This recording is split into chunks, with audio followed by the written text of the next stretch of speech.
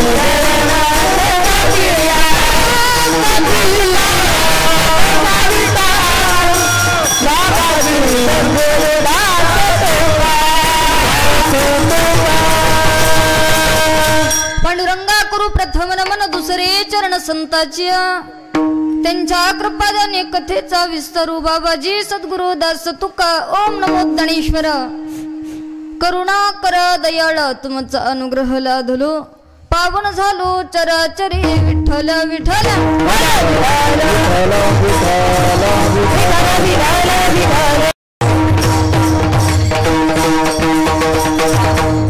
सदावया भक्ती काज नाही लाज धरीत ऐसी असी शरण जावे शक्ती जीवे नवंचे प्रस्तुत प्राप्त प्रसंगी प्राप्त स्थळी चिंतन करता निवडलेला अभंग याची आवत भूतलावर जन्माला आलेल्या जडजीवांचा उद्धार करण्यासाठी आपला ध्येय अखंड जिजवणारे वारकरी संप्रदायाचे कळस मानले जाणारे दिहुणीवासी जगद्गुरु तुकोबार यांचा 4 चरणाचं जगाचा मालक भक्ताचं काम करत असताना अंतकरणामध्ये कसल्याही प्रकारची लाज शंका धरत नाही असा 4 चरणाचा अभंग भक्ताचं महिमान गाणारा आणि देव भक्ताचं काम करताना लाज धरत नाही अशा प्रकारचा अभंग सेवेकरता निवडला विठ्ठला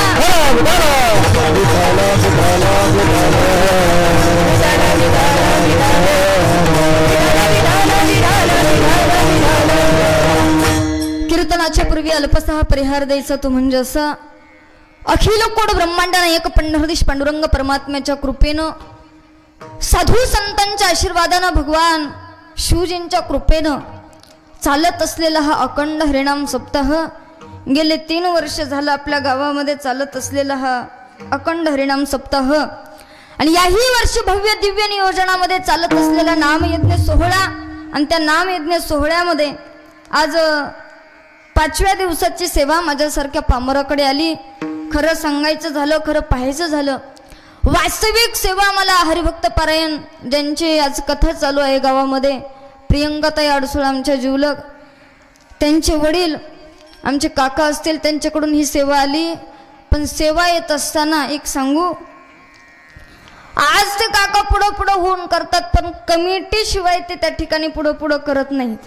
खरं पाहायचं झालं, सप्ताह असेल, नामयज्ञ असेल, कुठल्याही प्रकारचं कर्म असेल, कर्म करत असताना माणसांचा पाठिंबा लागतो. नोही हा खेळ एकल्याचा, इथं एकट्याचा खेळ नाही महाराज. आणि म्हणून गावातील सर्व कमिटी या ठिकाणी एवढा मोठा भव्य दिव्य नामयज्ञ सोहळा चालू आहे. एवढी सुंदर माईक सिस्टीम आहे, काय कौतुक करावं. अंबिका मंडप ढोकी, एकदा माईक सिस्टीमसाठी जोरदार टाळी वाजवा, जरा जोरात वाजवा. हा तसं जरा. या ठिकाणी गायनाला साथ करणारे आमचे अमोल महाराज, आदरणीय, अतिशय गोड ज्यांचा आवाज आहे, हरिभक्त पारायण आमच्या प्रियंकाताई अडसूळ. आणि मृदंगाला साथ करणारे या ठिकाणी रोहित महाराज सानप, हरिभक्त पारायण बालाजी महाराज कुकडे, हरिभक्त पारायण आशुतोष महाराज काकडे. या ठिकाणी त्यांचेही मी धन्यवाद व्यक्त करते. साथ संगतीला सर्वच भीमसिंह महाराज वारकरी शिक्षण संस्था जवळाला, तालुका पाटोदा, जिल्हा बीड. एकदा विद्यार्थ्यांसाठी, पकवाजासाठी, माईक सिस्टीमसाठी अतिशय सुंदर या ठिकाणी कॅमेराचं शूट करण्याचं काम चालू. एकदा सगळ्यांसाठी जोरदार टाळी वाजवा. जास्तीचं वर्णन न करता भगवान परमात्म्याचं नामचिंतन आपल्याला या अभंगामध्ये पाहायचंय. आमचे चोपदार काका बीडवरून या ठिकाणाहून आलेले आहेत. बरेच मंडळी या ठिकाणी पंचक्रोशीतून आलेले आहेत. एक सांगू, ज्यावेळेस माणूस जन्माला येत असतो, कर्म करत असतो, कर्म करत असताना, जीवन जगत असताना माणसाला भगवान परमात्म्याची भेट होणं तर फार गरजेचं आहे. आल्यानंतर 4 माणसाच्या संगतीत बसणं गरजेचं आहे. आणि 4 माणसांची संगत करणं, मग ती चांगल्या माणसांची आपल्याला करावी लागते. कारण का, जगाच्या मालकाची प्राप्ती करायची असेल तर संतांच्या सानिध्यात जावं लागतं. जे काही चांगल्या प्रवृत्तीचे माणसं आहेत त्यांच्याकडे जर गेलं तर आपला निश्चित काही ना काहीतरी फलप्राप्ती झाल्याशिवाय राहत नाही. आणि आज आपण या धर्ममंडपामध्ये देवाचंच नामचिंतन गाण्यासाठी, ऐकण्यासाठी, श्रवण करण्यासाठी या ठिकाणी एकत्रित आलेला आहात. तुम्हा सर्व गावकऱ्यांचे मी धन्यवाद व्यक्त करते. तुमच्या सर्वांकडून ही सेवा माझ्यासारख्या पामराकडे आली आणि तुमच्या गावामध्ये येण्याचं सद्भाग्य माझ्या जीवनात प्राप्त झालं. म्हणून सगळ्यांना धन्यवाद देते आणि सेवेला सुरुवात करते. विठ्ठल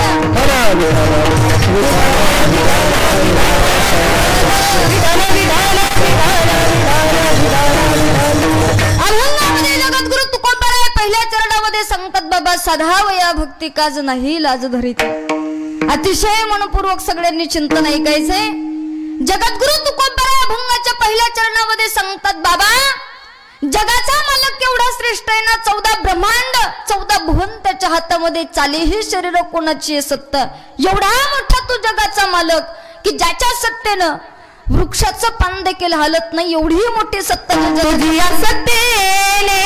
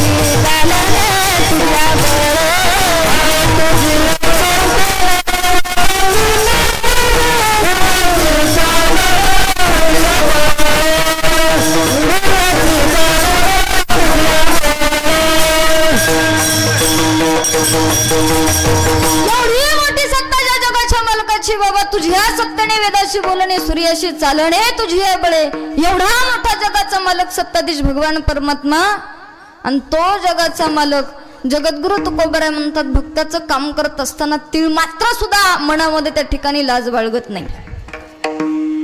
मग कोणत्या भक्ताचं ह्या जगाच्या मालकानं काम केलं? जेवढे या ठिकाणी संत मांडळी आले, माझे नामदेवराय असतील, तुकोबराय असतील, सावता महाराज असतील, संत जनाबाई, सोयराबाई, सखुबाई असतील, सगळ्या संत महिला या ठिकाणी आल्या, संत पुरुष या ठिकाणी आले.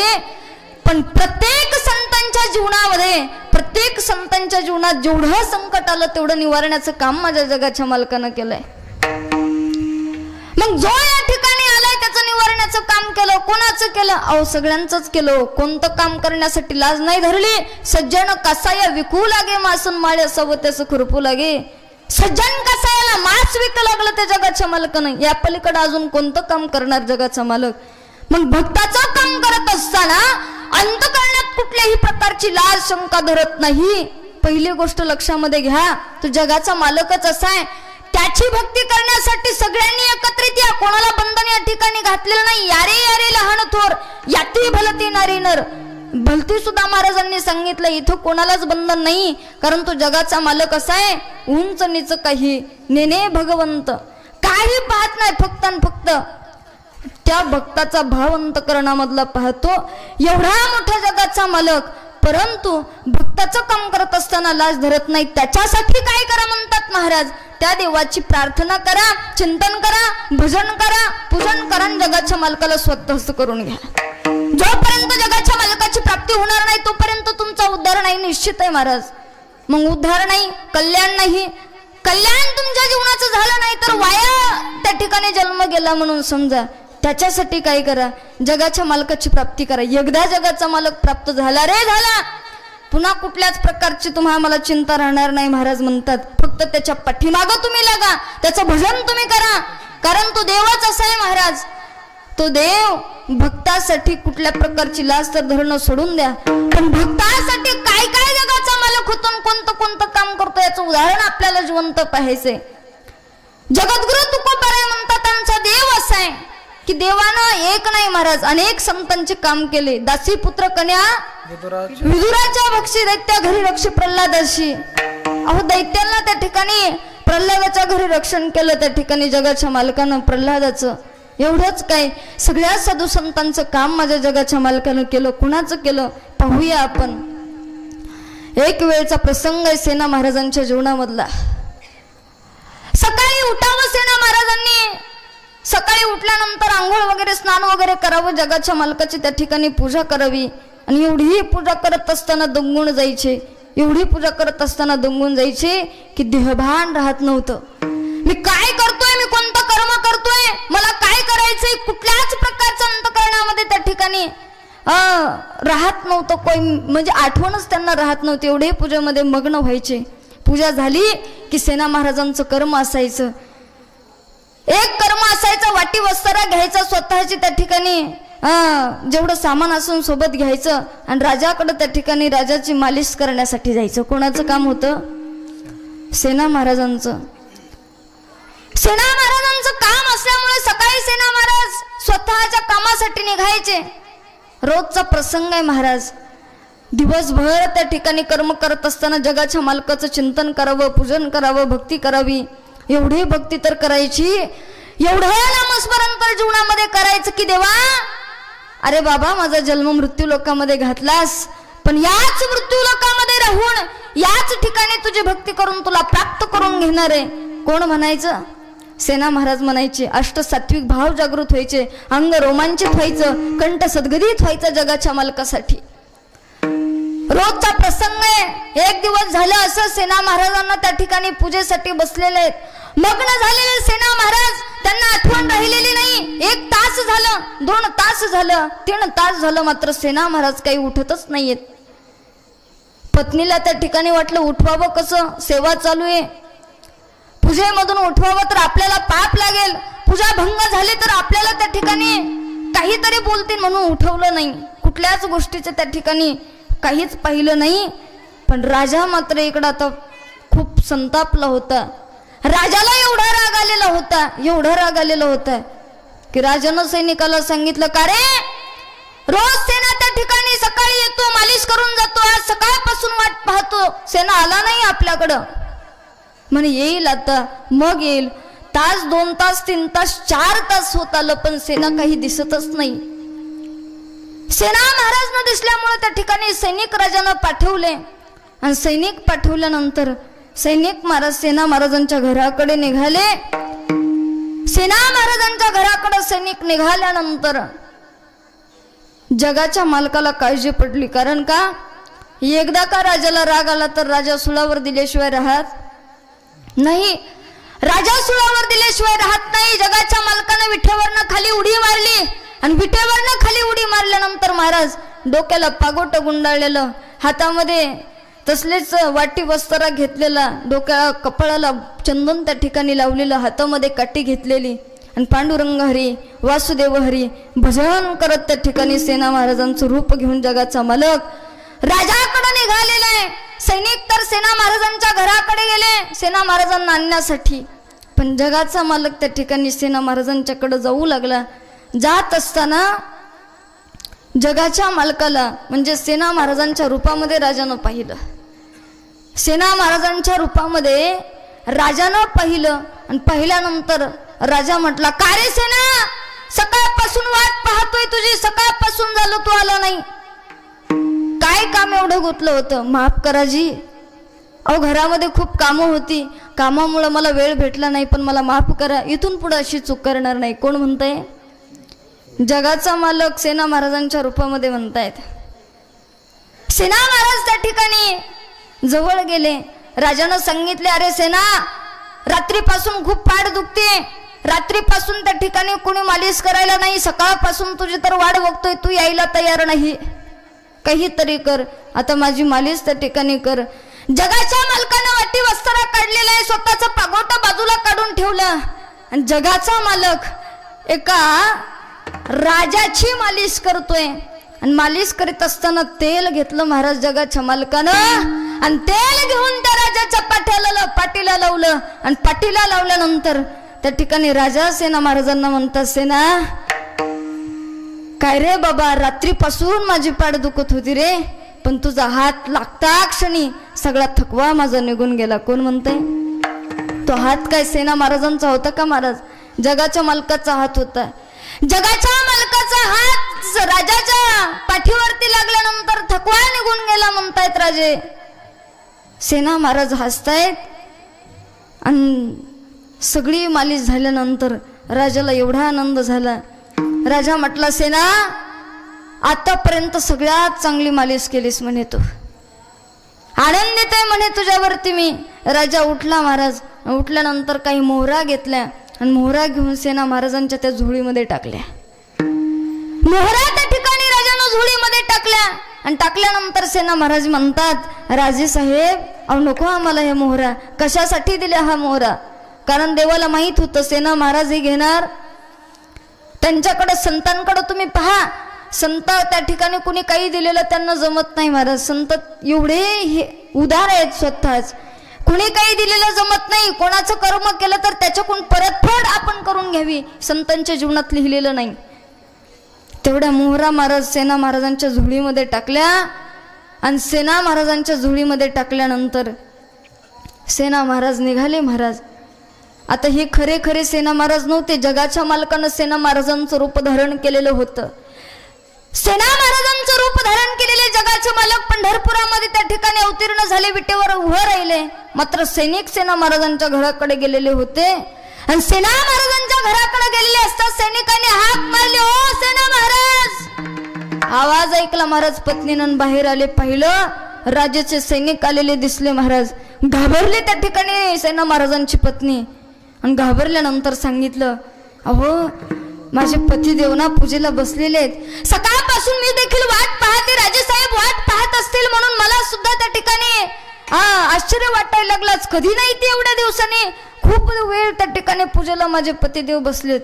कारण पत्नी या करता घाबरली होती, राजाला राग आला तर पतीला सुळावरती दिल्याशिवाय राहणार नाही राजा. परत त्या सैनिकांनी आवाज दिला, कुठे सेना महाराज? हातमध्ये पूजाला बसलेत. सकाळपासून उठले नाही का? म्हणे नाही उठले. परत आवाज दिला, ओ सेना महाराज, अहो सकाळपासून राजा तुमची वाट पाहतोय, सकाळपासून झालं तुम्ही येत नाहीत मालिश राजाची करण्यासाठी. आवाज ऐकला महाराज सेना महाराजांनी, समाधीतून जागे सेना महाराज झाले. आणि समाधीतून जागे सेना महाराज झाल्यानंतर त्या ठिकाणी आठवलं सगळं. अरे बाप रे म्हटले, सकाळपासून मी राजासाहेबांकडे गेलो नाही, आणि जर आता उशीर एवढा तर झालाय की आता राजा मला काहीतरी बोलल्याशिवाय नाही, आता शिक्षा दिल्याशिवाय राजा मला राहणार नाही, काहीतरी शिक्षा राजा मला करणार. भीतीनं महाराज पागोट डोक्याला कसं तरी गुंडाळलं, झोडी अडकवली, काठी हातामध्ये घेतली. देवा, तुझ्या समाधीमध्ये मी त्या ठिकाणी मग्न झालो होतो रे. स्वतःच्याच पत्नीला खवळले, कागं कळत नाही तुला, राजेसाहेबांकडे जायला उशीर झाला, उठवता येत नव्हतं का मला. धनी, अहो देवाच्या समाधीमध्ये होतं, तुम्ही देवाची पूजा करत होता, जर मी तुम्हाला समाधीतून जागं केलं असतं तर त्याचा दोष माझ्या डोक्यावरती आला नसता का, दोष मला लागला असता, म्हणून नाही उठवलं धनी. आता एक काम करा, हे सैनिक आलेले आहेत, सैनिकांसोबत तुम्ही राजाकडे जा. सैनिक सेना महाराजांना म्हणतात, महाराज अहो सकाळपासून राजा वाट पाहतात, कधी नाही एवढा संतापले राजेसाहेब, आता काही खरं नाही. सैनिकांसोबत सेना महाराज निघाले. महाराज सेना महाराज त्या सैनिकांसोबत जातात. राजांना पाहिलं, मनामध्ये भीती होती, राजा काहीतरी शिक्षा देणार, राजांकडे जायला आज मला उशीर झालेला आहे, मनामध्ये एवढी त्या ठिकाणी भीती होती. आणि भीती असल्या कारणानं राजेसाहेब पुढे दिसले, जाऊन पहिला मुजरा केला. महाराज नमस्कार केला, मुजरा केला, म्हटले पहिल्या सुरुवातीला, राजेसाहेब माफी असावी जी, अहो सकाळी देवाच्या पूजेत बसलो, समाधी लागली, मग्न झालो होतो, देह बुद्धी मला त्या ठिकाणी शुद्धी राहिली नव्हती, माफ करा, यापुढे अशी चूक कधीच माझ्या जीवनामध्ये करणार नाही. राजा म्हटला, अरे सेना डोकं फेकं फिरलं की काय तुझं. म्हणे काय झालं, अरे सकाळीच येऊन गेला, मालिश केली. नक्की सेना महाराजांना वाटला तर आडवं बोलतात राजेसाहेब, काहीतरी चुकलं, काय करा राजेसाहेब, एवढ्या वेळेस मला माफ करा, पुढच्या वेळेस माझ्याकडून अशी चुकी होणार नाही. तरी सुद्धा राजा त्या ठिकाणी ऐकत नाही. राजा म्हणतो, अरे सेना सकाळी आला, मालिश केली, अरे किती कौतुक तुझं मी केलंय, आणि परत तू त्या ठिकाणी वेड्यासारखं आलंस. सैनिकांनाही धक्का बसला. सैनिक स्वतःला म्हणायला लागले, राजेसाहेब असं का बोलतात, याच्यावरही विश्वास बसना. मग राजेसाहेब म्हणतात, अरे सेना खोटं वाटत असेल तर बघ, तुझ्या जोहळीमध्ये मी मोहरा टाकल्यात. पाहिलं महाराज सेना महाराजांनी, आणि मोहरा त्याच्यामध्ये दिसल्या. राजांना काही नाही बोलले सेना महाराज, सैनिकांना काही नाही बोलले, नमस्कार केला, राजवाड्यामधून बाहेर पडले. आणि बाहेर आल्याबरोबर डोळ्यातून पाणी वाहायला लागलं, आणि डोळ्यातून पाणी वाहायला लागल्यानंतर जगाच्या मालकाला माझे सेना महाराज म्हणतात, देवा तुझ्याशिवाय दुसरं कोणी नव्हतं रे आलं, माझ्यासाठी विटेवर डोंगरी टाकून तू माझं रूप धारण करून एका राजाची त्या ठिकाणी मालिश केलीस रे. एवढा मोठा जगाचा मालक, पण त्या जगाच्या मालकानं सेना महाराजांसाठी एका राजाची मालिश केली. महाराज म्हणतात, देव भक्ताचं काम करत असताना अंतकरणामध्ये लाज धरत नाही. अभंगाचं प्रथम चरण.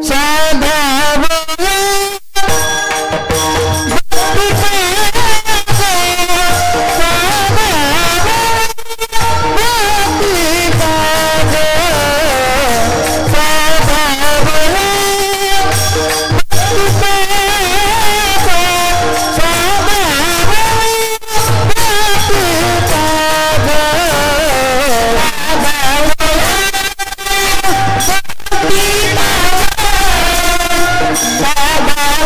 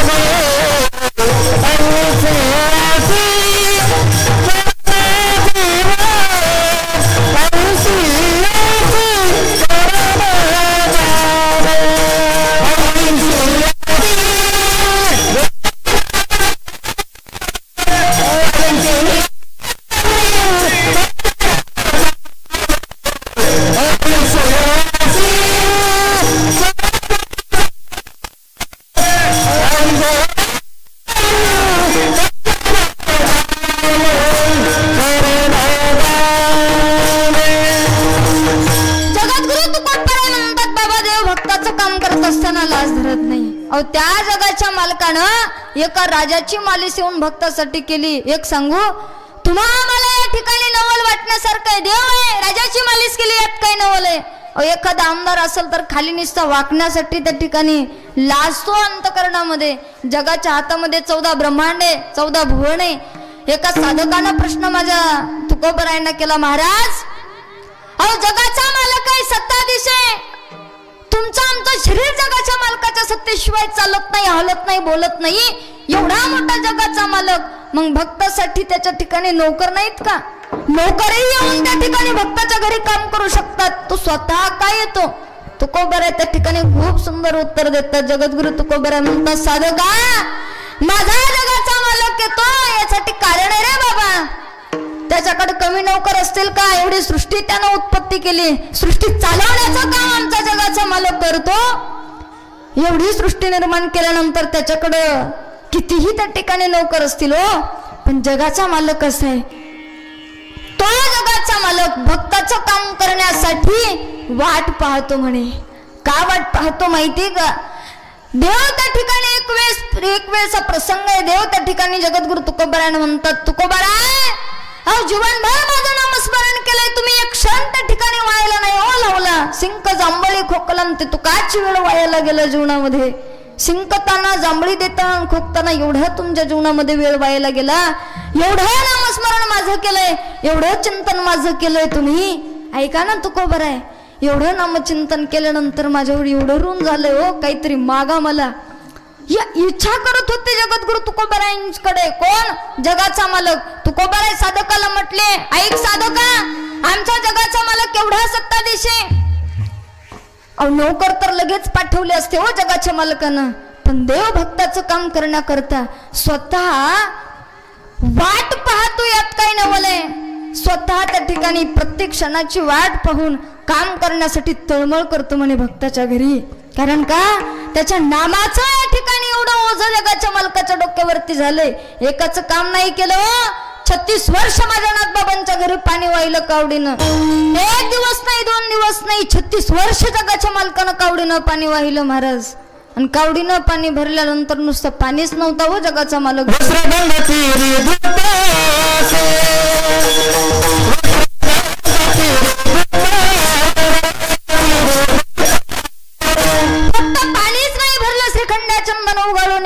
एवढंच नाही, वस्त्र सुद्धा धुण्याचं काम माझ्या जगाच्या मालकानं केलं. ज्यावेळेस जगाचा मालक चंदन उगाळून द्यायचं ना श्रीखंडाच्या रूपामध्ये, लक्ष देऊ नये का? नाथबाबांना माझा जगाचा मालक श्रीखंडाच्या रूपामध्ये चंदन उगाळून देण्याचं काम करत होता. थोडासा विचार करा, ज्याला चंदन लावायचंय तो सुद्धा जगाचा मालक आहे आणि उगाळून देणारा सुद्धा जगाचा मालक आहे. काय प्रसंग आहे महाराज! ज्यांना उगाळून देतात ते नाथ महाराज, जे उगाळून देतात ते जगाचा मालक. विचार करा, जगाच्या मालकानं भक्ताच्या घरी काम 36 वर्ष केलं, पाणी भरलं, कपडे धुतले, एवढंच काय चंदनही उगाळून दिलं. नाथबाबांच्या जीवनामध्ये 36 वर्ष काम केलं. आणि सखूबाईंच्या तर घरी जगाच्या मालकानं स्वतः सखूबाईंचा संसार केला महाराज. आणि 1.5 महिने काय 3 महिन्याचा गर्भ त्या ठिकाणी सांभाळला पोटामध्ये. मग भक्ताचं काम करत असताना महाराज म्हणतात, आमचा देव लाजतच नाही, कुठल्याच प्रकारची लाज अंतकरणामध्ये धरत नाही. जगद्गुरु तुकोबराय म्हणतात, आमचा देव एवढा श्रेष्ठ आहे, एवढा मोठा आहे, भक्तासाठी कधी काय करेल सांगता येत नाही. प्रत्येक क्षणाला भक्ताचं रक्षण करत असतो, मागे पुढे उभा राही सांभाळीत. आणि आलिया अघा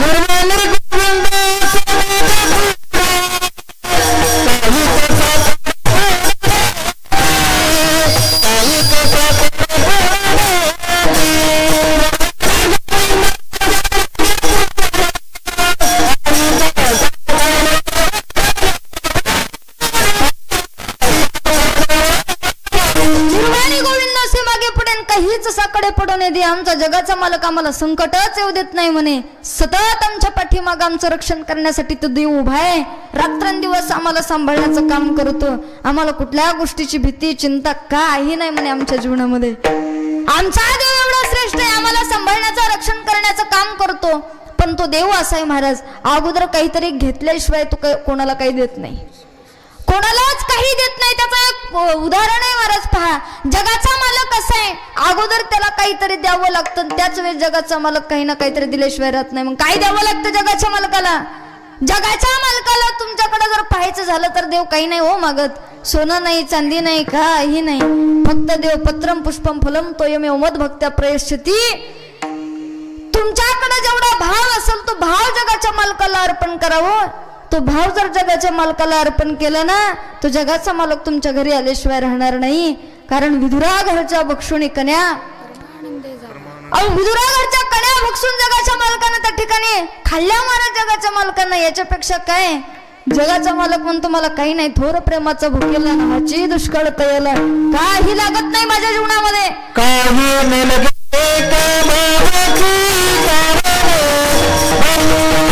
दामोल महाराजांसाठी जोरदार टाळी वाजवा बरं. काही न लागे तो भावाचे कारण हो, जगाच्या मालकाला काही लागत नाही, फक्त अंतकरणातला भाव पाहतो, अंतरीची घेतो गोडी आणि पाही जोडी भावाशी. दुसरं काही नाही जगाच्या मालकाला लागत. अंतकरणातून भक्ती करा, प्रेम जगाच्या मालकाला अर्पण करा, तो तुमच्याकडे आल्याशिवाय राहणार नाही. साधू मंडळींनी हेच केलं महाराज, काही नाही दुसरं. जगाच्या मालकाला स्वतःच मन देऊन टाकलं, स्वतः त्या ठिकाणी परमार्थामध्ये एवढे दंगून गेले, स्वतःला स्वतःच्या शरीराचा देखील विचार केला नाही.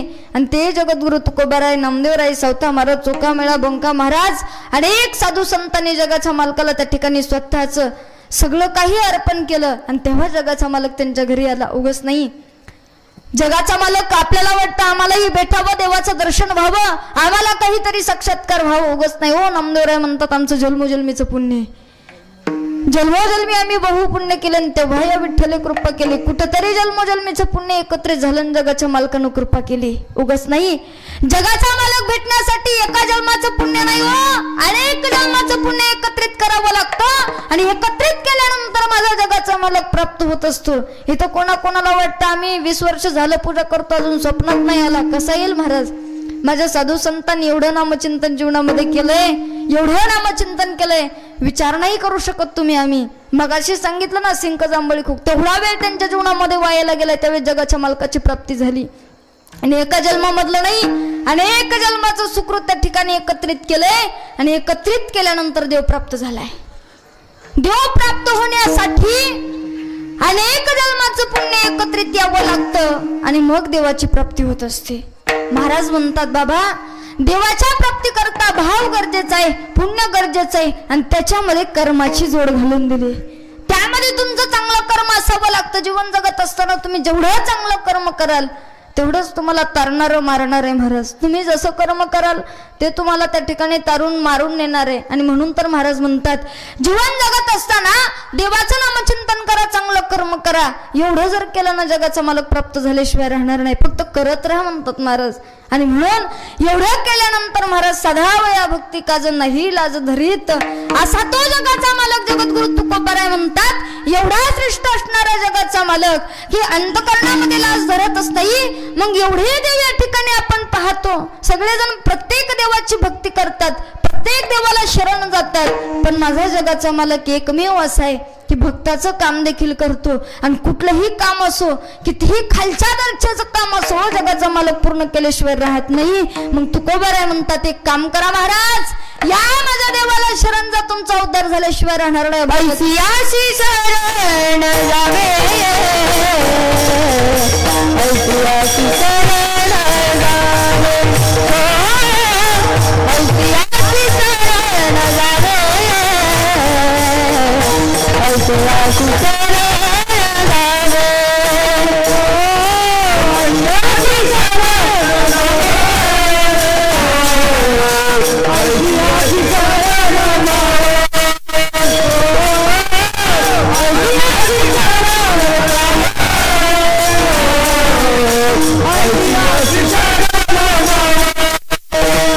मृदंगासाठी गायनासाठी एकदा जोरदार टाका.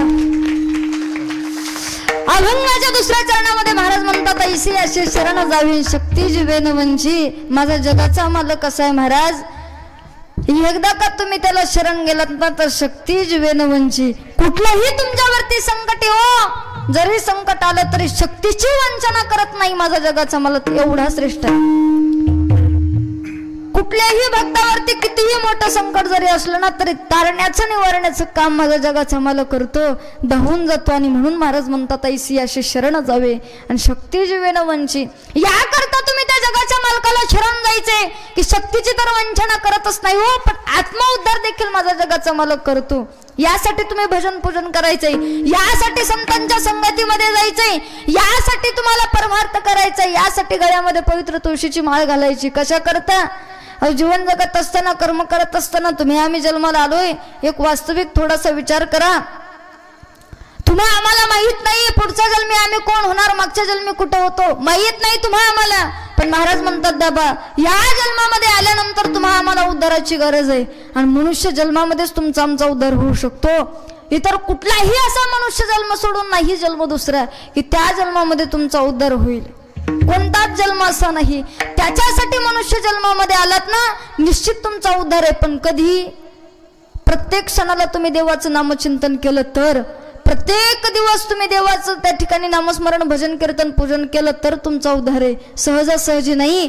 मग जन्माला आल्यानंतर तर साधू संतांनी असं सांगितलं, या ठिकाणी आल्यानंतर तुम्हाला काय करायचंय, तुमचा स्वतःचा उद्धार करून घ्यायचा आहे. कारण जन्मच तुमचा त्याच्यासाठी, देवानं देहच त्याच्यासाठी दिलाय भजनासाठी. महाराज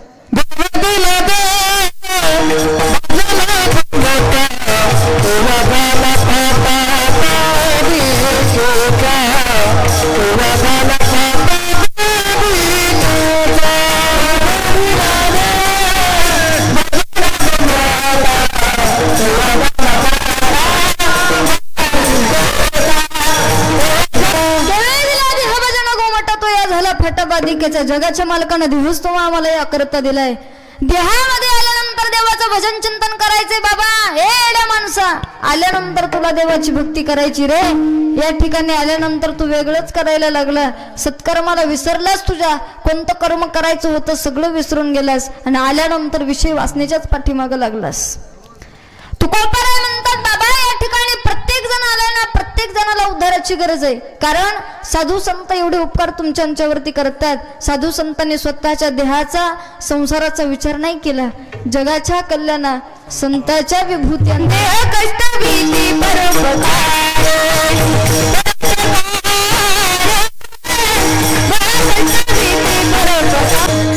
जगाच्या कल्याणा संतांच्या विभूती देह कष्ट भीती परोपकारी. अहो संत या करता आले, जगाचं कल्याण संतांनी केलं. कारण संत सुद्धा म्हणतात अवतार तुम्हा धराया कारण उद्धारा या जन जड जीवा, जड जीवांचा उद्धार करण्यासाठी संत येतात आणि आल्यानंतर तुम्हा आम्हाला समजावून सांगण्याचं त्या ठिकाणी काम करतात. संतांनी एक मार्ग तुम्हाला आम्हाला दाखवलाय, त्या मार्गाने जर तुम्ही आम्ही गेला नाही तर निश्चित तुमचा आमचा हा जन्म वायाला गेल्याशिवाय राहणार. मग संतांनी सांगितलेल्या मार्गाला तुम्ही आम्ही जर गेलो नाही, बाबा जीवनाचा मार्ग जर चुकला तर पुन्हा 84 लक्ष वळणीच्या फेऱ्यामध्ये तुम्हाला आम्हाला पडावं लागणार आहे. 84 लक्ष वळणीच्या फेऱ्यामधून जर वाचायचं असेल तर एक करावं लागेल, काय? याच जन्म ओळखी करा आत्मारामन संसार संगम भोगू नका. या जन्मामध्ये जर तुम्ही आत्मारामाची ओळख करून घेतली, या जन्मात जर देवाची ओळख झाली ना महाराज, मग मात्र तुम्हाला कुठल्याच गोष्टीची चिंता नाही. कारण महाराज म्हणतात अतिशय जर्जर दुःखातून तुमचा आमचा जन्म, खूप दुःखातून तुमचा आमचा जन्म झालेला आहे आणि दुःखातून जन्म झाल्या कारणानं या जन्मामध्ये तुम्हाला आम्हाला उद्धाराची गरज आहे. आणि साधू संतांनी महाराज विश्वमाऊली ज्ञानोबरायांनी ज्ञानेश्वरी लिहिली, जगद्गुरु तुकोबरायांनी गाथा लिहिला, सगळ्या संतांनी ग्रंथ लिहिले. ग्रंथामध्ये एकच सांगितलं महाराज, फक्त या ठिकाणी आल्यानंतर तुमचा उद्धार करून घ्या. आणि उद्धार या करता करायचंय तुम्हाला की तुमच्या त्या ठिकाणी दुःखातून निवृत्त करायचे असेल तर सुखाची प्राप्ती करावी लागेल. दुःखाची निवृत्ती व्हावी असं वाटत असेल तर पहिल्यांदा ज्ञान प्राप्त करावं लागेल. ज्ञान ज्या माणसाला प्राप्त झालं तो माणूस सर्व सुखाला प्राप्त होईलच असं नाही, त्याला मात्र पुन्हा भक्तीची गरज सांगितली. ज्ञानी माणसाला भक्ती सांगितली, भक्तीला देखील प्रेमाची जोड सांगितली. या तीन गोष्टी माणसाच्या जीवनामध्ये आल्या रे आल्या माणसाला देव प्राप्त झाला म्हणून समजा, पण लक्षात घ्या, जगाचा मालक प्राप्त होण्यासाठी, तो देव करण्यासाठी, तो देवाला प्राप्त करण्यासाठी, देवाचं स्वरूप तुम्हा आम्हाला समजण्यासाठी महाराज म्हणतात, त्याकरता तुम्हा आम्हाला नामस्मरणाची गरज आहे. जेवढं तुम्ही आम्ही नामस्मरण करू ना, तेवढं त्या ठिकाणी जगाच्या मालकाची उत्कटता लागायला सुरुवात होईल. आणि एकदा जगाचा मालक प्राप्त झाला ना, मग सुखाला पारावर राहणार नाही. कारण देव असा आहे महाराज, तो जगाचा मालक एकदा तुम्हा आम्हाला प्राप्त झाला रे झाला, मग मात्र कुठल्याच गोष्टीची तुम्हा आम्हाला भीती नाही. एवढं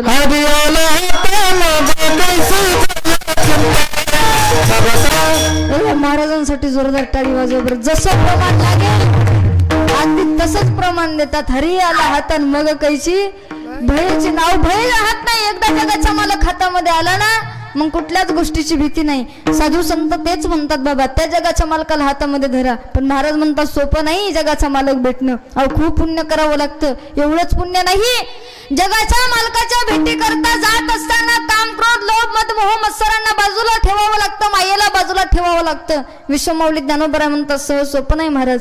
जात असताना जे तो विषयाची मोठ झाडी, माझी काम क्रोधाची साकडी. माऊली म्हणतात देवाला प्राप्त करायचं असेल तर सहज नाही, विषय रूपी दाट जंगल झाडी म्हणे.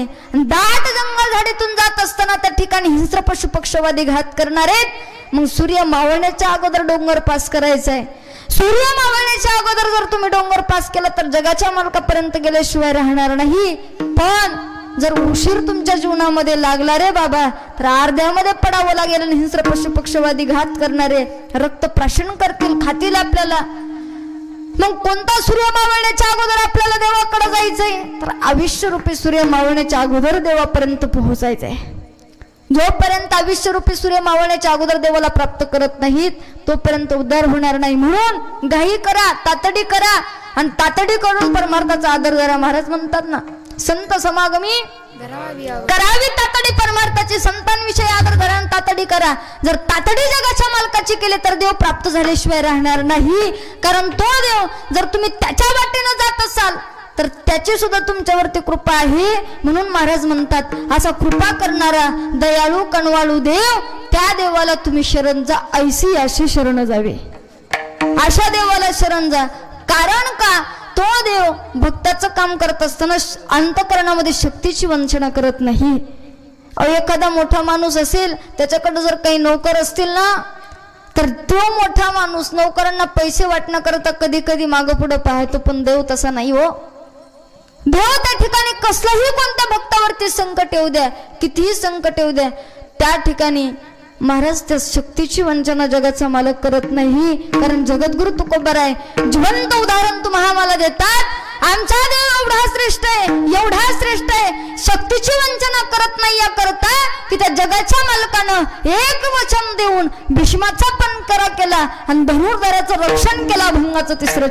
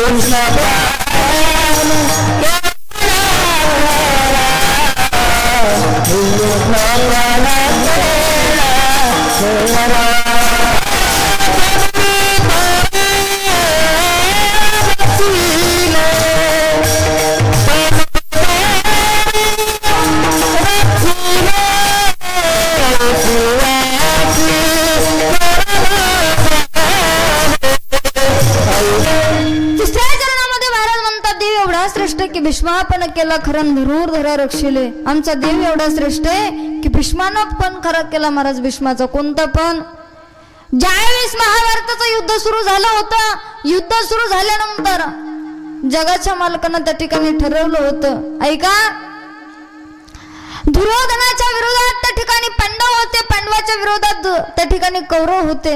आता युद्ध कौरवांचं पांडवांचं लागणार आहे. भगवान श्रीकृष्ण त्या ठिकाणी त्या युद्धाच्या प्रसंगामध्ये होते. आणि युद्धाच्या प्रसंगामध्ये असताना कौरवांनी सांगितलं देवा युद्ध आमचं लागणार आहे, आम्हाला काही ना काहीतरी मदत हवी आहे. जगाचा मालक म्हटला ठीक आहे, मी काही ना काहीतरी मदत करणार आहे, नक्की करेल. ठरलं महाराज सगळ्यांचं. जगाचा मालक आराम करण्यासाठी दुसऱ्या दिवशी निघून गेले. झालं असं, देवाचा भक्त म्हणजेच अर्जुन त्या ठिकाणी देवाला भेटण्यासाठी गेला. आणि भेटण्यासाठी गेल्यानंतर त्याच्या अगोदरच महाराज दुर्योधन देवाला भेटण्यासाठी गेला होता. आणि गेला असताना दुर्योधन उशाला बसला. देवाच्या उशाला दुर्योधन बसलेला आहे. अर्जुन त्या ठिकाणी आला आणि देवाच्या पायथ्याला बसला. प्रसंग सगळ्यांना माहिती आहे. पायथ्याला बसला आणि पायथ्याला बसल्यानंतर भगवान श्रीकृष्णांना जाग आली. अर्जुनाला पाहिलं आणि पाहिल्यानंतर जगाचा मालक म्हणतात अर्जुना कधी आला बाबा? मी झोपेमध्ये होतो, मला काही माहित नाही. आता अर्जुनाला सगळ्यात पहिलं बोलल्यामुळे दुर्योधनाला राग आला. दुर्योधन म्हणतो देवा अरे अर्जुनाच्या अगोदर मी आलोय, किती वेळ झालं मी इथं बसलोय, सगळ्यात पहिलं तू अर्जुनाला बोलतो. मागं वळून देवानं पहिला प्रश्न केला दुर्योधना अरे सगळ्यात पहिला पायथ्याला अर्जुन बसला होता म्हणून माझी पहिली दृष्टी अर्जुनाकडे गेली म्हणून मी त्याला बोललो. दुर्योधनाने अर्जुन म्हणतात देवा आमचं युद्ध सुरू होणार आहे, सांग बाबा काय काय आम्हाला देणार? त्यावेळी जगाचा मालक म्हणतो हे बघा एका बाजूला माझं त्या ठिकाणी सैन्य असेल आणि एका बाजूला मी असेल, कोणाला काय पाहिजे मागून घ्या. दुर्योधन चाप्टर होता. दुर्योधनानं विचार केला एकटा घेऊन काय उपयोग. देव म्हटला एका बाजूला सैन्य असणार, एका बाजूला मी असणार, आणि ज्या बाजूला मी असणार त्या बाजूला मी हातामध्ये शस्त्र धरणार नाही, युद्ध करणार नाही. कोणाला काय पाहिजे घेऊन घ्या, तुमचं तुम्ही काय पाहिजे ते. दुर्योधनानं सांगितलं मला देवा तुझे सैन्य पाहिजे. 18 यादव सैन्य त्या ठिकाणी जगाच्या मालकानं दुर्योधनाला दिलं. आणि पहिला प्रश्न अर्जुनाला केला अर्जुना काय पाहिजे बाबा तुला? सैन्य पाहिजे का मी पाहिजे? अर्जुन हुशार होता, बुद्धिमान होता. देवाला म्हटला देवा 18 यादव सैन्य मला नको, फक्त फक्त तू माझ्या बाजूने पाहिजे. अख्खं जग जिंकण्याची ताकद माझ्याकडे आहे. देव आपल्या जर पाठीमागे असेल ना जग जिंकण्याची ताकद त्या ठिकाणी कोण म्हणतंय? अर्जुन म्हणतायत. आणि अर्जुन असं म्हटल्यानंतर ठरलं महाराज अख्खं सैन्य त्या ठिकाणी दुर्योधनाला दिलं आणि स्वतः जगाचा मालक भगवान श्रीकृष्ण अर्जुनाच्या रथाचे स्वतः सारथी झाले. आणि युद्ध चालू झालं महाराज. चालू झाल्यानंतर दुर्योधनाच्या सैन्यामध्ये सगळेच होते, रथी महारथी भीष्माचार्य त्या ठिकाणी होते, आपलं द्रोणाचार्य त्या ठिकाणी होते, ज्यांचे गुरुवर्य सगळ्या त्या ठिकाणी दुर्योधनाकडून होते. इकडून फक्त 5 पांडव युद्ध करण्यासाठी. युद्धाला सुरुवात झाली आणि दुर्योधन महाराज भीष्माचार्यांकडे गेले. प्रसंग लक्ष देऊ नये का? भीष्माचार्यांकडे दुर्योधन गेला आणि दुर्योधनांनी पहिला प्रश्न केला पितामह 4 दिवस झालं युद्धाला सुरुवात झाली, रोज पाहतो तुम्ही मनातून युद्ध करत नाही म्हणे, रोज आपलं सैन्य मरत, एकदाही तिकडलं सैन्य मेलेलं पाहिलं नाही, सगळ्यात जास्त सैन्य आपलं मरायला लागलंय. हो भीष्माचार्य आहात तुम्ही आणि रोज पाहतोय तुम्ही त्या ठिकाणी मनातून युद्ध करत नाही. राग आला महाराज भीष्माचार्यांना, कारण स्वतः शपथ घेतलेली होती जोपर्यंत या शरीरामध्ये माझा आत्मा आहे, जोपर्यंत या शरीरात जीव आहे तोपर्यंत या गादीची सेवा करणार, मनामध्ये कसलाही कपटपणा करणार. आता दुर्योधन असल्यामुळं दुर्योधनाला त्या ठिकाणी भीष्माचार्य म्हणतात दुर्योधना अरे मनातून तर युद्ध करतोय पण तुला खोटं वाटत असेल आज मी तुला पण देतो, उद्याच्या उद्या अख्खे पांडव निष्पांडव पृथ्वी करेन, एक सुद्धा पांडव या पृथ्वीवरती जिवंत राहणार नाही. आता प्रतिज्ञा भीष्माचार्यांनी केली होती महाराज. साधे होते का? ब्रह्मचर्याचं व्रत ज्यांनी केलेलं होतं जीवनामध्ये अखंडपणे त्या भीष्माचार्यांनी महाराज प्रतिज्ञा केली. आकाशामध्ये सुद्धा आवाज झाला आणि प्रतिज्ञा केलेली सगळ्या पांडवांकडं बातमी पसरली. कोणी प्रतिज्ञा केली? भीष्माचार्यांनी प्रतिज्ञा केलेली. आणि भीष्माचार्यांनी प्रतिज्ञा केल्यामुळं आता काही खरं नाही. द्रौपदी महाराज घाबरली आणि द्रौपदी घाबरल्यामुळे जगाच्या मालकाचा धावा सुरू केला. जगाच्या मालकाचा द्रौपदीनं धावा केला आणि धावा केल्याबरोबर देव प्रसन्न झाले, हजर झाले. का ग द्रौपदी एवढ्या रात्री कशा करता बोलवलं बाई? द्रौपदी माता म्हणतात देवा आमचे पितामह भीष्माचार्य यांनी प्रतिज्ञा केली उद्या एक सुद्धा पांडव या पृथ्वीवरती राहणार नाही, निष्पांडव पृथ्वी करेन अशी प्रतिज्ञा केली. काही करा पण माझ्या कपाळाचं सौभाग्य कुंकू वाचवा. आता जगाचा मालक होता महाराज. ज्या भीष्माचार्यांनी अखंडपणे धर्माचं रक्षण केलं, धर्म सांभाळला, वाईट चुकीचं कर्म कधी केलं नाही, ते सुद्धा जगाच्या मालकाचेच भक्त होते. आणि ज्यांना मारण्यासाठी प्रतिज्ञा भीष्माचार्यांनी केली ते सुद्धा देवाचेच भक्त होते. काय करावं? पण द्रौपदीला सांगितलं, द्रौपदी घाबरू नके म्हणे.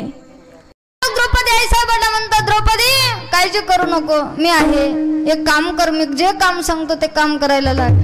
ठीक आहे म्हणे देवा, तू जे सांगशील ते करायला तयार आहे.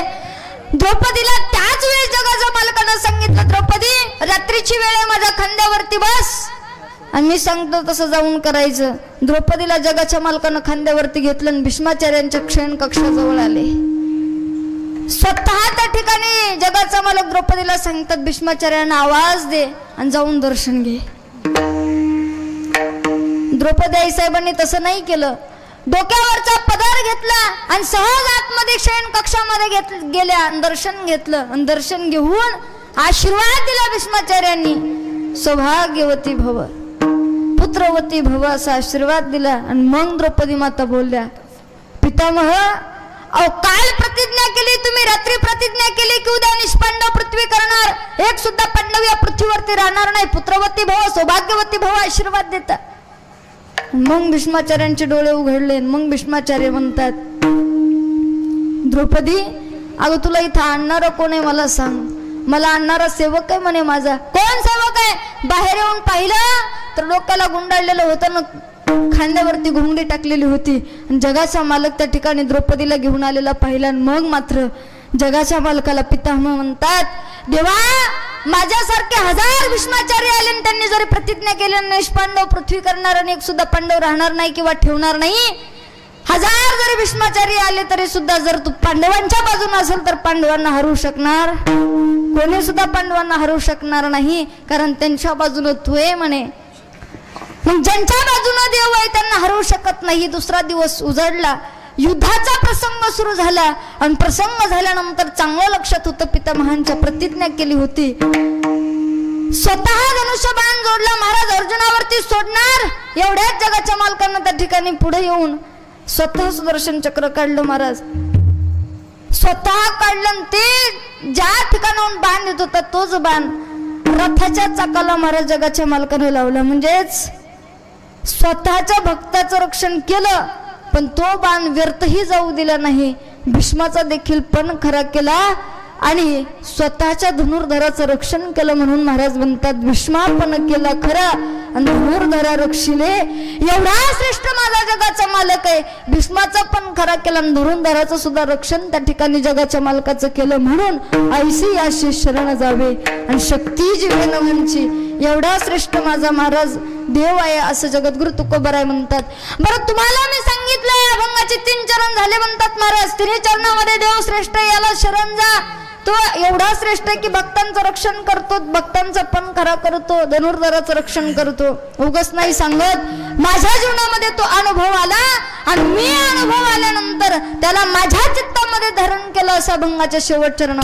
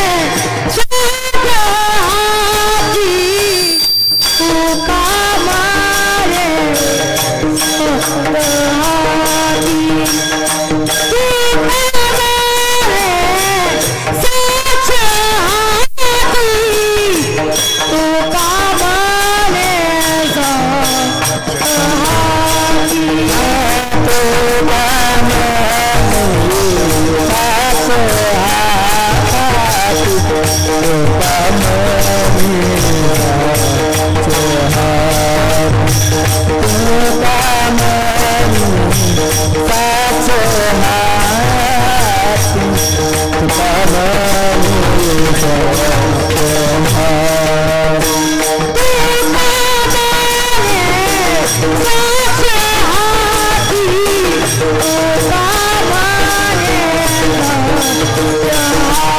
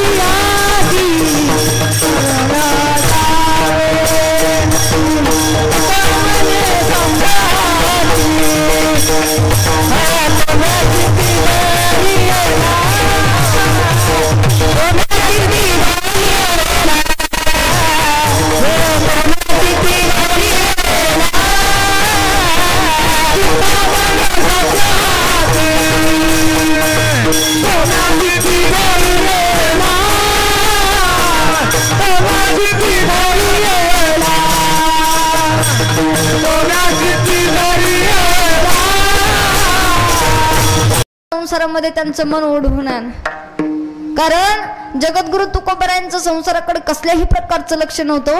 लोकांना जेवढे पैसे दिलेले होते, जेवढं कर्ज लोकांचं होतं, ते सुद्धा इंद्राणीच्या डोहामध्ये त्या ठिकाणी कागद बुडवून टाकले होते महाराज. म्हणजे संसाराकडे लक्ष नव्हतं. घरामध्ये आता अन्न नाही, पाणी नाही, काहीच नाही. एक जिजाबाई साहेबांनी त्यांच्या भावाकडून भावाला पत्र पाठवलं. भावाला पत्र पाठवल्यानंतर त्या ठिकाणी सांगितलं, दादा रोज माझे मालक सकाळी जी विणा गळ्यामध्ये अडकवतात, हातामध्ये चिपळा घेतात आणि एखाद्या डोंगराला जाऊन बसतात रे. रोज त्या ठिकाणी त्या देवाचं भजन चिंतन करत बसतात. घरामध्ये संसारामध्ये लक्ष नाही. काहीतरी आम्हाला थोडीशी मदत कर. पत्र वाचलं भावानं आणि पत्र वाचल्यानंतर एक मिरच्या भरून पोतं दिलं महाराज. मिरच्या भरून पोतं घेऊन एक व्यक्ती त्या ठिकाणी पाठवला आणि पाठवल्यानंतर जिजाबाई साहेबांच्या घरी ते पोहोच झालं. तुकोबारायांच्या घरी मिरचीचं पोतं पोहोच झालं आणि पोहोच झाल्याबरोबर आनंद माझ्या जिजाबाई साहेबांना झाला या करता की आता मिरच्या विकल्यानंतर 4 पैसे येतील आणि काहीतरी घरामध्ये खाण्यासाठी आणता येईल. आनंद झाला. संध्याकाळची वेळ तुकोबाराय भामचंद्र डोंगरावरती भजन करून त्या ठिकाणी घराकडे आले आणि घराकडे आल्यानंतर सगळं काही हात पाय वगैरे सगळं धुतलं आणि आतमध्ये आले, फ्रेश झाले. आतमध्ये आल्यानंतर पहिल्यांदा प्रश्न जिजाबाई साहेबांनी केला, मालक एवढे दिवस झालं हो संसारामध्ये कसल्याच प्रकारचं तुमचं लक्ष नाही. अहो घरामध्ये मुलाबाळांना खाण्यासाठी काही नाही, तुमचं घराकडे लक्ष नाही, मुलाबाळांकडे लक्ष नाही. पण ऐका ना, एक तरी काम माझं करा. तुकोबारायांनी असं पाहिलं जिजाबाई साहेबांकडं. काय काम आहे सांग म्हणे. एवढंच काम आहे, काल माझ्या भावाने एक मिरच्या भरून पोतं दिले आणि ती मिरच्या भरून पोतं तुम्ही काय करा, बाजारामध्ये विकण्यासाठी घेऊन जा आणि बाजारामध्ये विकून त्याचं काहीतरी आपल्याला खरेदी करून काहीतरी सामान घरी घेऊन या. ठीक आहे म्हटले जगद्गुरु तुकोबाराय. सकाळी जगद्गुरु तुकोबाराय उठले, स्नान वगैरे पूजा संध्या सगळं आटोपली आणि आटोपल्यानंतर महाराज मिरच्याचं पोतं माझ्या जगद्गुरु तुकोबारायांनी घेतले आणि बाजारामध्ये विकण्यासाठी आले. प्रसंग लक्ष देऊन ऐका. तुकोबारायांनी मिरच्याचं पोतं घेतलेलं आहे आणि घेतल्यानंतर बाजारामध्ये जगद्गुरु तुकोबाराय मिरच्या विकण्यासाठी पोत्यातल्या सगळ्या मिरच्या खाली काढल्या, अर्ध्या खाली काढल्या, अर्ध्या पोत्यामध्ये ठेवल्या. जाईल तो विचारायचा कशा दिल्या मिरच्या, महाराजांनी भाव सांगायचा. प्रत्येकानं मिरच्या न्यायच्या, पण मिरच्या नेत असताना महाराजांनी विकायलाच बसायचं ना, नाही. गळ्यामध्ये विणा होती, हातामध्ये चिपळ्या होत्या, देवाचं नामचिंतन चालू, सतत देवाचं नामचिंतन, भाळावर चंदनाचा टिळा. प्रत्येकाला वाटायचं काय चांगला माणूस आहे. एकानं त्या ठिकाणी मिरच्या घेतल्या आणि मिरच्या घेतल्याबरोबर जगद्गुरु तुकोबारायांना म्हटला, हो माऊली मिरच्या घेतल्यात आम्ही, पण ऐका ना थोड्या वेळानं तुम्हाला पैसे आणून देतो. कोण म्हटला? तो व्यक्ती म्हटला म्हणे, हो चालतंय म्हणे जगद्गुरु तुकोबाराय. तुकोबाराय म्हटले चालतंय, काही हरकत नाही, थोड्या वेळाने पैसे घेऊन या. आता एकाचं बघितलं, दुसऱ्या बाईने मिरच्या घेतल्या, दुसरीने तसंच सांगितलं, म्हणे महाराज मी सुद्धा तुम्हाला थोड्या वेळाने पैसे आणून देते. असं करत करत करत महाराज सगळ्या मिरच्या सगळ्या लोकांनी नेल्या. काय म्हणून? आम्ही तुम्हाला थोड्या वेळाने पैसे आणून देतो. एवढे भोळे जगद्गुरु तुकोबाराय बाजारपेठात पहिल्यांदा लोकांनी बघितल्यानंतर लोकांना त्या ठिकाणी आश्चर्य वाटायला लागलं ना. कारण बाजारात माळवं विकणारे लोक कसे असतात? चापटरा असतात. आणि जगद्गुरु तुकोबाराय तर एवढे भोळे. प्रत्येकानं त्या ठिकाणी ठरवलं, म्हणे महाराज आम्ही थोड्या वेळानं पैसे आणून देतात. संध्याकाळची वेळ झाली, वाट बघायला सुरुवात केली महाराज प्रत्येकाची. प्रत्येक जणाची वाट पाहता जगद्गुरु तुकोबाराय पण एक सुद्धा पैसे घेऊन यायला तयार नाही. आता काय करावं, काय करावं आता? तसंच महाराज रिकामं पोतं घेतलं आणि रिकामं पोतं घेऊन जगद्गुरु तुकोबाराय घराकडे निघाले. घराकडे जगद्गुरु तुकोबाराय निघाले. पण आता मात्र जगाच्या मालकाला माहित होतं, तुकोबाराय जर रिकामे घरी गेले तर जिजाबाई साहेब कालिकेचं रूप धारण केल्याशिवाय राहणार. कारण भावानं मिरचेचं पोतं दिलेलं होतं आणि भावानं मिरचेचं पोतं दिलं असल्या कारणानं त्याचे पैसे जर घरी गेले नाही तर जिजाबाई साहेब आता काही खरं नाही. म्हणून जगाच्या मालकानं ठरवलं, जगाच्या मालकानं ठरवलं आता काहीतरी करावं लागेल आणि आपल्याला त्या ठिकाणी वसुली करावी लागेल. म्हणून जगाच्या मालकानं माझ्या एका साधारण माणसाचं रूप धारण केलं. साधारण माणसाचं रूप धारण केलं आणि साधारण माणसाचं रूप धारण केल्यानंतर ज्यानं महाराज मिरच्या घेऊन गेले होते त्या घरी माझ्या जगद्गुरु तुकोबारायांचा सेवक म्हणून जगाचा मालक गेला आणि आवाज द्यायला सुरुवात केली, ओ काका, आमच्या मालकाकडून तुम्ही मिरच्या आणल्या, मालकाला सांगितलं की थोड्या वेळानं पैसे आणून देतो. मला मालकानं आता पाठवलंय. ज्या माऊलीच्या घरी जात होते, ज्या बाईच्या घरी, ज्या माणसाच्या घरी जात होते त्यांना तर आश्चर्यच बसले होते. दिसायला माणूस भोळा होता पण याच्या हाताखाली सेवक आहेत म्हणे. दिसायला तर भोळे दिसत होते. साधकानं त्या ठिकाणी त्या व्यक्तीनं प्रश्न केला, म्हणे काही सांगू नका, पैसे द्या. 2-3 घराचे पैसे जमले. आता एका पुढाऱ्यानं मिरच्या नेलेल्या होत्या. पुढाऱ्यानं मिरच्या नेलेल्या होत्या. महाराज पुढाऱ्याच्या दारामध्ये जगाचा मालक साध्या रूपामध्ये गेला आणि साध्या रूपामध्ये गेल्यानंतर जगाच्या मालकानं सांगितलं, ओ काका, मगाशी आमच्या महाराजांकडून मालकांकडून तुम्ही मिरच्या आणल्या आणि मिरच्या आणल्यानंतर थोड्या वेळानं पैसे देतो म्हणून सांगितलं आणि तुम्ही काय पैसे दिले? पैसे वसुली करण्यासाठी आम्ही आलो म्हणे. त्या पुढाऱ्यानं सांगितलं, देत नाही म्हणे, गावचा पुढारी मी. पुढारी असा काही असा आम्हाला सांगू नका, मालकानं धाक देऊन आम्हाला पाठवलंय. मालक असे म्हटलेत की जो जे पैसे आणणार नाहीस तिथं तू आल्यानंतर तुला शिक्षा दिली जाईल आणि तुम्ही जर पैसे दिले नाही तर पुढचं बोलन म्हणे मी. काही करा, पैसे द्या. पुढारी म्हटला, देत नाही. तुम्ही पैसे देत नाही ना, एक काम करतो, दोरी घेतली तिथलीच आणि म्हणे तुम्ही पैसे दिले नाही तर तुमच्या दारातच फाशी घेतो म्हणे. कोण म्हणतंय? जगाचा मालक. तुम्ही जर पैसे दिले नाही तुमच्या दारामध्ये फाशी घेणार. महाराज घाबरला ना पुढारी. पैसे काढून दिले गपचूप, सगळे पैसे जमा केले आणि सगळे पैसे जमा करून काहीतरी खरेदी केलं आणि खरेदी करून जगद्गुरु तुकोबाराय घरी पोहोचायच्या अगोदर तुकोबारायांच्या रूपामध्ये आणून दिलं. आणि तुकोबाराय रिकामं पोतं घेऊन महाराज कुठून येत आहेत? बाजारावरून येत आहेत. घरी आले ना आवाज दिला, जिजा, बाहेर आल्या. आणि पहिल्याच स्टार्टिंगला जगाच्या मालकानं सगळं नेऊन ठेवलं होतं. जिजाबाई साहेबांना आनंद झालेला होता. कधी नाही ती एक चांगलं काम केलंय म्हणे माझ्या मालकानं, अशीच कृपा राहू दे ग अंबाबाई, अजून चांगले 4 उपवास करेल तुझे. आता जगद्गुरु तुकोबारायांचं रिकामं पोतानं आवाज दिल्याबरोबर बाहेर आल्या. बाहेर आल्याबरोबर जगद्गुरु तुकोबाराय सांगतात, जिजा, मिरच्या विकण्यासाठी बाजारामध्ये पाठवलंच. प्रत्येक जण आल्या, मिरच्या घेऊन गेला आणि मला सांगत होता नंतर पैसे घेऊन देतो, नंतर पैसे आणून देतो, पण एकानं पैसे नाही ग आणून दिले, माफ कर मला. जिजाबाई साहेब म्हणलं, डोकं बिकं फिरलं काय तुमचं? एवढा मोठा बाजार तुम्ही घेऊन आलाय, एवढा मोठा बाजार तुम्ही आणलाय आणि अजून सुद्धा तुम्ही म्हणता की पैसे दिले नाही. मग मात्र जगद्गुरु तुकोबारायांच्या लक्षात आलं, हे काम साधू कोणाचं नाही, माझ्या जगाच्या मालकाने स्वतः पैसे वसुली केले. म्हणून महाराज म्हणतात, माझ्या जीवनामध्ये तो प्रसंग घडला. माझ्या जीवनात एवढंच नाही, माझ्या जगाच्या मालकानं माझ्या जीवनामध्ये माझ्या स्वतःच्या पत्नीचा पायातला काटा काढला. स्वतः जगाच्या मालकानं काय केलं? स्वतः जगाच्या मालकानं माझ्या घरची पितृजीव घातली, माझ्या घरच्या मिरच्या विकल्या, अनेक संकट माझ्या जगाच्या मालकानं माझ्यावरची घेतली नाही मी पाहिली. आणि पहिल्याबरोबर मला विश्वास बसला आणि विश्वास बसल्यामुळे मी तुम्हाला सांगतोय आणि तो विश्वास बघितल्यानंतर तोच मी चित्तामध्ये धारण केलाय. तुका म्हणे साक्ष हाती आणि तो मी आज चित्ती धरलेला. एकदा सर्वांनी हात वर करायचे. ज्याला भगवान परमात्म्याने सुंदर 2 हात दिले त्यांनी हात वर करणार नाही त्याला शेजाऱ्याची शपथ आहे. सर्वांनी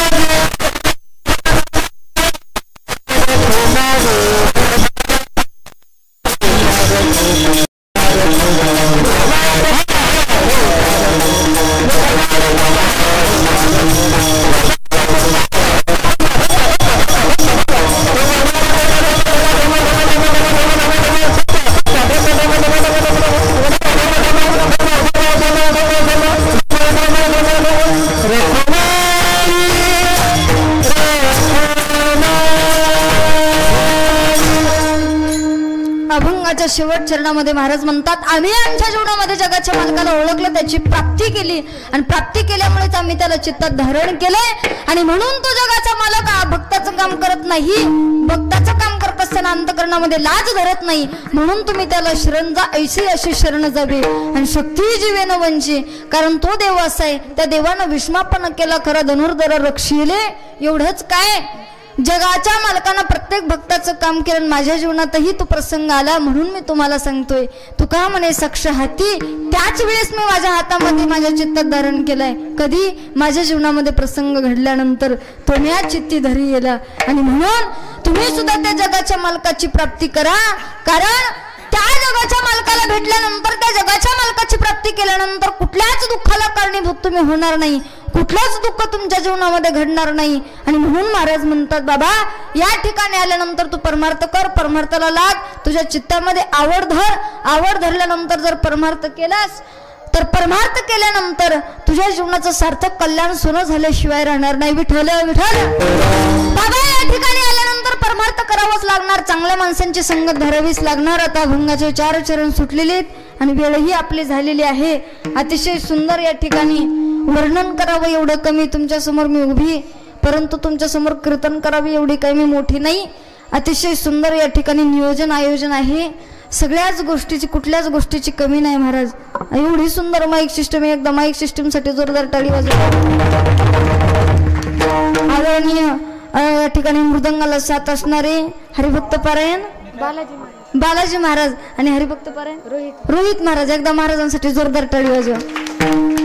त्यांचेही धन्यवाद व्यक्त करते. अतिशय गायनाला साथ केली. काय आवाज होता महाराजांचा. अमोल महाराज आमच्या प्रियंका यावेळी जोरदार टाळी होते सगळ्यांसाठी. आणि हे सगळं एकानं नाही महाराज केलं. सगळ्या तुम्ही गावकऱ्यांनी ही शोभा वाढवली. सगळ्या गावकऱ्यांचे मनापासून धन्यवाद व्यक्त करते. या ठिकाणी एक सांगू मला तर असं कळालं आल्यानंतर कमिटी सगळी शेतकरी परंतु त्यांच्या मनामध्ये एवढंच की सप्ताह मोठा व्हावा. सप्ताहाला शोभा यावी आणि एवढा खर्च तुम्ही सगळेजण करताय. तुम्हाला द्यावे एवढे धन्यवाद माझ्याकडून कमी आहे. आणि म्हणून सगळ्यांचे धन्यवाद व्यक्त करते. माझे वडील कीर्तनासाठी उपस्थित आहेत. त्यांच्याही चरणी ही सेवा समर्पित. आणि या ठिकाणी चोपदार काका असतील, कॅमेरामॅन भैया असतील, दादा असतील, तुमचेही धन्यवाद व्यक्त करते. सर्व सामाजिक आर्थिक राजकीय शैक्षणिक क्षेत्रातील सगळ्यांच्या चरणावरती नतमस्तक चरणी धन्यवाद सगळ्यांना देते. आणि तुम्हा सर्वांच्या अंतकरणामध्ये नटलेल्या परमेश्वराच्या चरणी सेवा समर्पित करते. ज्ञानेश्वर